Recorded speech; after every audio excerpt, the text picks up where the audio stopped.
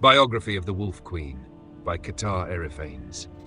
Few historic figures are viewed as unambiguously evil, but Potema, the so-called Wolf Queen of Solitude, surely qualifies for that dishonor. Born to the imperial family in the 67th year of the Third Era, Potema was immediately presented to her grandfather, the Emperor Uriel Septim II, a famously kind-hearted man who viewed the solemn, intense babe and whispered, "She looks like a she-wolf about ready to pounce." Potema's childhood in the imperial city was certainly difficult from the start. Her father, Prince Pelagius Septim, and her mother, Kizara, showed little affection for their brood. Her eldest brother, Antiochus, 16 at Potema's birth, was already a drunkard and womanizer, infamous in the empire. Her younger brothers, Sepphoris and Magnus, were born much later, so for years she was the only child in the imperial court. By the age of 14, Potema was a famous beauty with many suitors, but she was married to cement relations with King Mantiarco of the Nordic kingdom of Solitude. She entered the court, it was said, as a pawn, but she quickly became a queen. The elderly King Mantiarco loved her and allowed her all the power she wished, which was total. When Uriel Septim II died the following year, her father was made emperor, and he faced a greatly depleted treasury, thanks to his father's poor management. Pelagius II dismissed the Elder Council, forcing them to buy back their positions. In 397, after many miscarriages, the Queen of Solitude gave birth to a son, who she named Uriel after her grandfather. Mantiarco quickly made Uriel his heir, but the queen had much larger ambitions for her child. 2 years later, Pelagius II died, many say poisoned by a vengeful former council member, and his son, Potema's brother Antiochus, took the throne. At age 48, it could be said that Antiochus's wild seeds had yet to be sown, and the history books are nearly pornographic in their depictions of life at the imperial court during the years of his reign. Potema, whose passion was for power, not fornication, was scandalized every time she visited the imperial city. Mantiarco, king of Solitude, died the springtide after Pelagius II. Uriel ascended to the throne, ruling jointly with his mother. Doubtless, Uriel had the right and would have preferred to rule alone, but Potema convinced him that his position was only temporary. He would have the empire, not merely the kingdom. In Castle Solitude, she entertained dozens of diplomats from other kingdoms of Skyrim, sowing seeds of discontent. Her guest list over the years expanded to include kings and queens of High Rock and Morrowind as well. For 13 years, Antiochus ruled Tamriel and proved an able leader despite his moral laxity. Several historians point to proof that Potema cast the spell that ended her brother's life, but evidence one way or another is lost in the sands of time. In any event, both she and her son, Uriel, were visiting the imperial court in 312 when Antiochus died and immediately challenged the rule of his daughter and heir, Kintyra. Potema's speech to the Elder Council is perhaps helpful to students of public speaking. She began with flattery and self-abasement. "My most august and wise friends, members of the Elder Council, I am but a provincial queen, and I can only assume to bring to issue what you yourselves must have already pondered." She continued on to praise the late emperor, who was a popular ruler in spite of his flaws. He was a true Septim and a great warrior, destroying, with your counsel, the near-invincible armada of Pyandonia.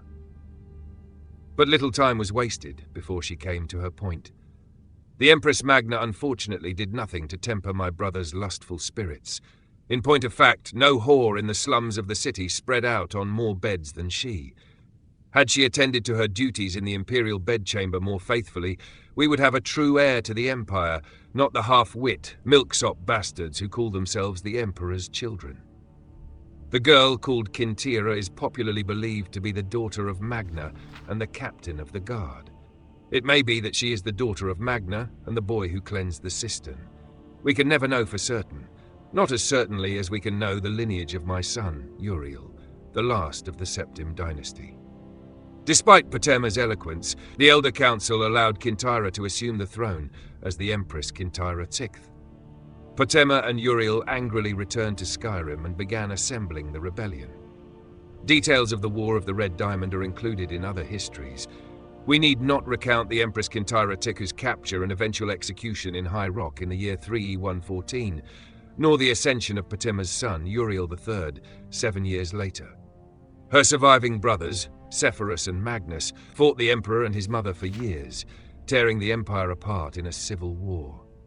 When Uriel III fought his uncle Sepphoris in Hammerfell at the Battle of Echidag in 3E 127, Potema was fighting her other brother, Uriel's uncle Magnus, in Skyrim at the Battle of Falkenstar.